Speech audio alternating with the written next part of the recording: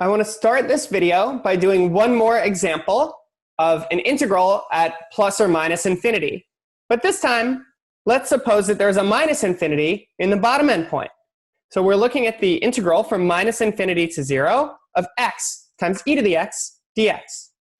And just like what we did when we had a plus infinity in the top endpoint, we define this integral in terms of a limit. It's now a limit as t goes to negative infinity of t, the integral from t to 0 of x e to the x dx. How do you do this integral? Well, this is good review. It's one we've seen before in some form. The integral is given to you as a product where you can split it up as a piece that gets easier when you differentiate and a piece that doesn't get worse when you take an antiderivative. So this suggests integration by parts. What's a part that gets better when you take a derivative is if you set u equal x. So du equals dx, and then dv is e to the x dx. So v is equal to e to the x. So we have to carry this limit around the whole time. Remember, this is defined in terms of a limit. Limit t goes to minus infinity of uv. So we have x e to the x evaluated at t and at 0 minus the integral of v du with the same endpoints, t, 0, e to the x dx. Well, that's a limit as t goes to minus infinity of 0 times e to the 0, that's just 0. So we have minus t times e to the t minus, well, what's an antiderivative here? It's just e to the x. E to the x evaluated at t and at 0. So what we get is a limit as t goes to minus infinity of minus t times e to the t. We'll come back to that. Minus e to the 0 is minus 1 minus e to the t.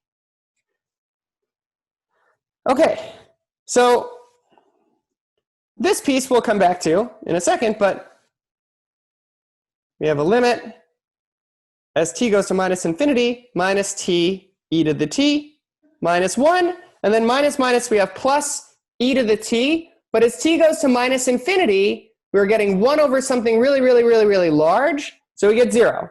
So this piece goes to 0. So this goes to 0. So now the question is down to one thing we don't understand, which is what is the limit as t goes to minus infinity of minus t times e to the t. Okay, well, the first thing to notice is that this is the same. We can rewrite this slightly as the limit as t goes to minus infinity of minus t divided by e to the minus t. Right? E to the plus t is 1 over e to the minus t. And then why is this any better? Well, now, as t goes to minus infinity, minus t goes to plus infinity. As t goes to minus infinity, minus t goes to positive infinity. So we're getting something that's of the form infinity over infinity. So this is an infinity over an infinity limit. And how do we do limits like that? With L'Hopital's rule. So I'm going to pause and erase and do the rest of this problem. Where were we? We're trying to do the integral from minus infinity to 0 of x times e to the x dx. We defined this in terms of a limit. We applied integration by parts, and then we took the antiderivative of the remaining integral. And what we got down to is a limit as t goes to minus infinity of minus t times e to the t minus 1. We rewrote that as a limit as t goes to minus infinity of minus t over e to the minus t minus 1. This limit is an infinity over infinity type limit. And how do you do those? With L'Hopital's rule. So what we get here is the limit of this ratio is equal to the limit of the ratio of the derivatives. So the derivative of the top minus t, derivative with respect to t, is minus 1. And the derivative with respect to the bottom is, well, what's the derivative of e to the minus t? It's e to the minus t, and then the chain rule, you need a minus 1. So what we get is minus 1 over minus e to the minus t. Then we have this minus 1 here. And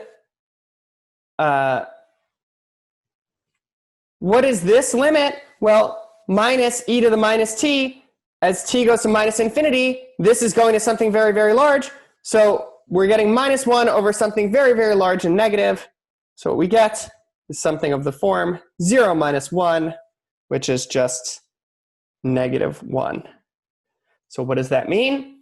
This limit exists, and it's not equal to plus infinity or minus infinity. So this limit from the beginning converges. This integral from the beginning converges because that limit converges. Okay, let's do one more example. We've done an example where we have an integral with a minus infinity at the bottom. We've done an example or two where we have an integral with a plus infinity at the top. Let's do one with both. Let's take the integral from minus infinity to plus infinity of 1 over x squared plus 1 dx. And the important thing is, what did we do when we had a minus infinity at the bottom? We defined that integral as a limit where we took t to minus infinity. When we had a plus infinity at the top, we took a limit where we put t going to infinity. So the important thing here is that you have to split it up. Anytime you have a plus infinity and a minus infinity, you have to split this up first as an integral from minus infinity to somewhere. Let's pick a point in the middle, 0. 1 over x squared plus 1 dx plus the integral from 0 to infinity of 1 over x squared plus 1 dx. So now, if you have an integral that has a minus infinity and a plus infinity, you write it as a sum of integrals that we've already dealt with, that just have one infinite thing in their endpoints. And I'll show you an example where it really, really matters that you have to split it up first instead of just taking a limit definition right away. So I'll pause and erase, and then we'll do each one of these pieces separately. Where were we? We had taken the integral from minus infinity to plus infinity of 1 over x squared plus 1 dx and split it up as the integral from negative infinity to 0 of 1 over x squared plus 1 dx plus the integral from 0 to infinity of 1 over x squared plus 1 dx. We know how to deal with each of these two integrals. They're each defined in terms of a limit, and those limits are very similar. We have the limit as t goes to minus infinity of the integral from t to 1 of 1 over x squared plus 1 dx, plus the limit as t goes to plus infinity of integral from 1 to t of 1 over x squared plus 1 dx. We know an antiderivative of 1 over x squared plus 1 is arctan of x. So we have the limit as t goes to minus infinity of arctan of x evaluated at 1 and t by FTC2. Just to be a little careful, why are we allowed to apply FTC2? 1 over x squared plus 1 is a continuous function on all real numbers. I mean, it looks something kind of like, I don't know, it looks kind of like this. So it's this continuous function, so we can apply FTC2. And then for the other integral, we do the same thing. We get arctan of x evaluated at t and at 1, where we're taking a limit. So limit as t goes to minus infinity, arctan of 1, minus arctan of t as t goes to minus infinity, plus something really similar. Let me just erase. Well, what is arctan of 1?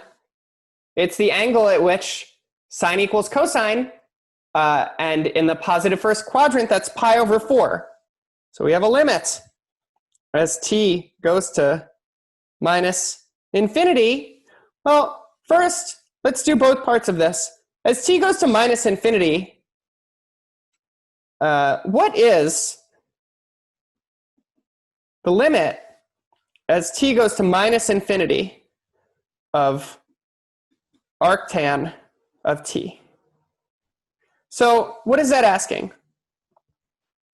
What values of theta give tan theta very, very large and negative? Well, remember, tan theta is sine theta over cosine theta. So sine and cosine never get large. They're always between -1 and 1. So if sine over cosine is very, very, very, very large and negative, then that means that cosine has to be very, very, very close to 0. So if you have an angle, let's just draw a little picture. If you have an angle in this quadrant, theta, sine and cosine are both positive, so tangent is positive. But here, in this quadrant, sine is negative, but cosine is positive. And cosine is really, really, really small when your angle is close to plus pi over 2 or negative pi over 2. So this limit is negative pi over 2. If you think about what happens as your angle theta gets closer and closer and closer to negative pi over 2, sine is close to -1, and cosine is positive, but very, very, very, very small. So we have -1 over something very, very, very small, like 1 over a million. So that very, very small thing in the denominator leads the value of tangent to be very, very, very, very large and negative. So one of the things that people find difficult about this section on improper integrals is you have to remember things about limits, and in particular, these things about inverse trig limits. So what do we get? In the end, this, let me draw this a little more clearly. This arrow goes from here over here. So we get pi over 4 minus negative pi over 2.